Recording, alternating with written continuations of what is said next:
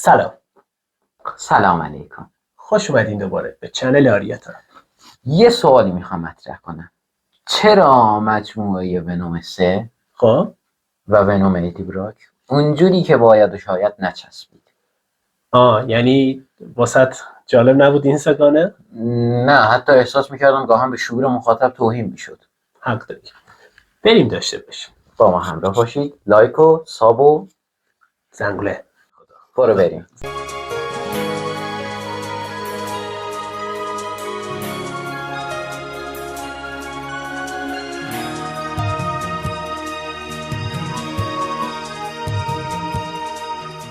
خب میرسیم به بحثمون. چرا سگانه ونوم و ادی براک نتونستن مخاطبا رو واسه خودشون هایپ کنن یا جلب توجه کنن؟ ببینید، ورود اول فیلم، خب ما اولین بار، حالا قبل از اون توی اسپایدرمن توبی مگوایر بود، حالا یه شاخه قسمت سومش کوچیکی از ونوم رو میدیدیم. درسته. ولی اینکه شخصیت اصلی یک فیلمی بیاد بشه ونوم ما نداشتیم. و خیلی شخصیت پرپتانسیل طرف از مخاطب از کمیکا میشناسنش. درسته. و اونجوری که مخاطب شناخته بودش نتونست قانع کنه. اصلا شما صرفا یه داستان چطور بگم بی‌نظم بدون ریتم پرحاشیه از ونوم دیدین، ولی راجع به این که این ونوم چقدر عمق اخلاقی داره، عمق چطور بگم جنبه‌های مختلف شخصیتش اصلا به هر دلیلی پرداخته نشد. و ما در ادامه همین حرف، ما اصلا شخصیت ونوم رو با چی میشناسیم؟ اولین بار توی کمیک مرد عنکبوتی شگفت انگیز اومده. آره. و خود شخصیت ونوم با ارتباطاتی که با شخصیت‌های دیگه داره شناخته میشه. و اصلی ترین نشونم که مرد عنکبوتیه. و شما بیای همچین ونومی رو بیارید، باشه، مشکلی نداره. بدتر از اون، شخصیت خودش مشخص نیست هیروه، خودش مشخص نیست آنتی هیرو، معلوم نیست ویلنه. و روند خود شخصیت تکلیفش با خودش تو فیلم مشخص نیست. کاملا درست. در حالی که ما یه پیش زمینه خیلی قوی داشتیم از ونوم. آقا آره آفرین که ویلنه این آقا. ویلنه. باز کمیکا معلوم بود که ویلنه این داستان. باز درست اجرا می‌کردن هم مشکلی نبود. میگفتیم باشه یه جنبه دیگه، یه ونوم جدید، یه مثلا بلوغ کاراکتر. آره. ولی آخه مثلا اونم درست اجرا نشد. تو خود ونوم یک، خود شخصیت ونوم و ادی براک نمیتونستن کنار بیان. آره. و تا آخرش هم حتی نتونستن کنار بیان. آره، سر این خوردن مغز و فلان هنوز نمیتونست کنار بیان. خب و بدتر از اون، باشه میخوای ونوم جدا رو میای توی اینجاست که به شعورم توهین میشه. میای توی سینمای نوبه آخرش شما یه تیکه میاری که ونوم رو میخوای وارد دنیای مولتیورس کنی. بدترین دروغ مارول به مخاطبش بود. نویسنده اومد گفت که این یه شوخی بزرگ بود. نمیدونم تا چه حد به مخاطبش علاقه داره مارول، ولی هممون میدونیم که آقا ونوم ناگسستنیه. از چی؟ از مرد عنکبوتی. آخر سرم بیاد چیکار کنه با این حرف که ونوم بیاد تو فیلم بگه من از مولتیورس متنفرم، همه چیو به شوره ببره. الان منو چی فرض کردین؟ متاسفانه یا چطور بگم خوشبختانه فروش خوبی داشته این مجموعه، ولی با توجه به اینکه این یک ایده اقتباسی بوده، ونوم کلا یک ایده اقتباسی بوده و گفتیم هم از مرد عنکبوتی شروع شده، کاری کردن که دیگه نمیشه وارد شد به دنیای مرد عنکبوتی. یعنی دو تا دنیای جدا شدن ونوم و مرد عنکبوتی. اینجوری حرفتو کامل کنم. ما ببینید داریم فروش اشاره کردیم. فروش ونوم خوب بود. چرا؟ چون یه پشتوانه خیلی بزرگ داشت به شخصیتی به اسم مرد عنکبوتی. آفرین، درسته. و سونی اینجوری بود که ایول خوب فروخت، از نوستالژی ملت دارم خوب استفاده میکنم. اومد چیکار کرد؟ گفت باشه ویلنای دیگرم میاره دیگه. آره دیگه. و یه فیلم خیلی مزخرف مثل مادام وب رو میکنه. 4 از 10 خدا وکیلی واقعا. و این سمت داره این ماجرا داره به کدوم سمت میره؟ به سمتی میره که ما داریم یه دنیای اسپایدرمنی رو میبینیم که حتی خود اسپایدرمن رو حذف کردن از این ماجرا. دقیقاً و مرکز توجهش فکر کن شده ویلناش بدون هیچ گونه و ویلنایی که هر کدوم یه تیکن، هر کدوم جدا از هم پراکنده و هر کدوم دارن از ویلن تبدیل میشن به آنتی هیرو و از آنتی هیرو هم به هیرو تبدیل میشن و دوباره این روند هی داره معکوس میشه. اصلا چیکار داریم میکنید و واقعا این اصلا به دل نمیدونم شناخت شخصیتی نداری، شناخت کاراکتری نداره کسی که نمیشه چون داداش اسمتون مارول، خودتون این کمیکا رو نوشتین و اینطوری بیان که آقا یه شخصیت درست کنین بره. رسما فیلم این بود.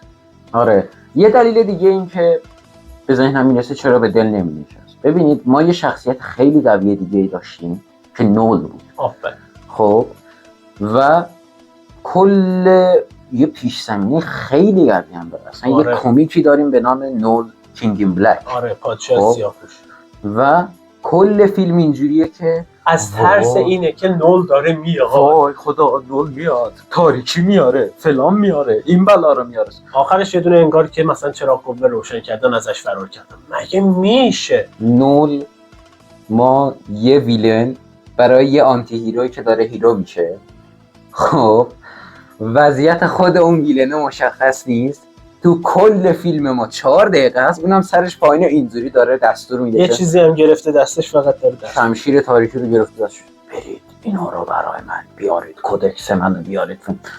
کیو مسخره میکنید؟ این نولو من کجای درام بذارم؟ ببین کاری ندارم با ببین اصلا کاری ندارم اومدن اینطوری. اوکی آقا اوکی میگم اوکی ایرادی نداره، ولی نول یه شخصیت پردازی قوی میخواد. چرا؟ دلیل مهمش اینه شما دیگه وقتی اومدین ونومو کردین ساید سفید ماجرا، شخصیت مثبت ماجرا، یکی رو که میخوایم بذاریم مقابلش مثل نول که شخصیت منفیه، باید بتونید اونقدر بهش قدرت و شخصیت بدین که فیلمو جذاب کنه. پیش زمینه ای از این شخصیت میدادین به ما. یه تحلیلی میخوندم خود اون شخص آدم درستی برگشته بود گفتم نول بیاد در مورد گذشتهش به ما توضیح. فکر کن ویلن اصلی بسم الله الرحمن الرحیم. من ویلن ماجرا اومدم گذشته خودم رو براتون توضیح بدم. من مسخره بازیه، ولی به هر نحوی باید این پیش زمینه رو میاره. آره چون میدونی ما داریم در مورد دنیای سینما حرف میزنیم، ما داریم در مورد 2 ساعت زمان حرف میزنیم. خب و تو این 2 ساعت مخاطب دوست داره به عمق شخصیت بره، به عمق داستان‌های پشت هر شخصیت بره. فکر در این حد سطیرت شدن از روش. حتی واسه شخصیت‌های دیگه که تو فیلم بودن و پیش زمینه بهشون دادم، مثلا میگم یکیش دکتر پین اولش یه پیش زمینه دارکی ازش داد. من اینطوری بودم که اول فیلم اینطوری بودم که این قطعا ویلن داستان ماست با اون زجری که بعد میبینم نه، بعد خیلی آدم انسان دوستیه، بعد کلن فرق نداره انسان دوست، کلن همه رو دوست داره. بعد میرسیم به گروفان بود، ژنرال بود، چی بود، استریکلند، بدون هیچ پیش زمینه‌ای ایشون ساید منفی ماجراست که با ونوم مخالفه، با فضایی مخالفه، اصلا معلوم نیست دلیلش چیه. میدونید کلا خیلی میتونست به عمق هر شخصیتی پرداخته بشه، ولی به هر دلیلی حالا یا زمان نداشتن یا بودجه استخدام این نویسنده نداشتن. مرسی که آخه تام هاردی بود. حالا نمیخوام بهش تو بماند خودش از نظر آخه تام هاردی رو بیار باشه برام بازی کنه. آره بیار ونوم بازی کنه، بیار صدا پیشگی ونوم. چرا فکر کردین 2 تا فیلم بازی کرده با شخصیت ونوم حتما دیگه شخصیت رو شناختی؟ به خدا اینا کمیکا رو نخوندن. و بگذاریم یه دلیل دیگه برای اینکه اصلا به دل نمی‌نشست. اتفاقایی توی فیلم میافتاد که با عقل جور در نمیومد و آدم میگفت که خب اصلا چرا باید این اتفاق بیفته؟ از معده‌شون میدونی چجوری؟ آره میدونی چجوری بود؟ داستان یه نهایتی رو مد نظر گرفته بود. آفرین. خب و میگفت که آره من قرار آخر فیلم شخصیت ونومو بکشم. چرا؟ چون میخواد بقیه اون 2 تا چیز چی بود؟ شبیه اسم دارو بود. زنوفیلیا بود، زنوفیچ بود، نمیدونم. آره چون این میخواد زنوفیچ یه زولبیا بامیه بود. بعد چیکار میکنه؟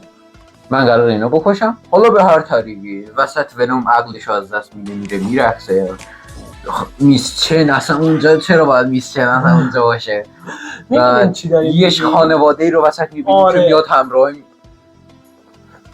اصلا نمیمون. اول آخر فیلم اینطوری بود، فقط شروع و پایانش مشخص بود و بعدش اومدن گفتن تا میتونیم وسطش رو پر کنیم. تنها چیزی که میدونی اینه چیه؟ یه نون ساندویچ بهت میدن تو یه سلف سرویس، میگن آقا این نون ساندویچ ده، چطوری دیگه پر میکنی خودت پر کن. یکی برمیداد ترشی میرزه توش، یکی برمیداد ساسیس میرزه.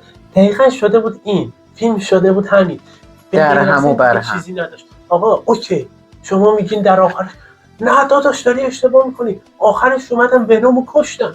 آقا این حرکت من تو سال 2019 که اومدن تونی استارک رو توی اند گیم کشتن. بیشتر از این ادامه نمیدیم و ما یه شکست همچین چیزی هم تو کل دنیای MCU داشتیم. کاملا موافقم. خب و قرار کل ماجرای MCU رو بررسی کنیم. ویدیو بعدی ما راجع به بررسی دنیای مارول از ظهور تا افول و امیدوارم که با ما همراه باشین. دکمه لایک رو بزنین، سابو بزنین و زنگوله. خلاصه با ما باشین، همراه باشین تا ویدیو بعدی. خداحافظ.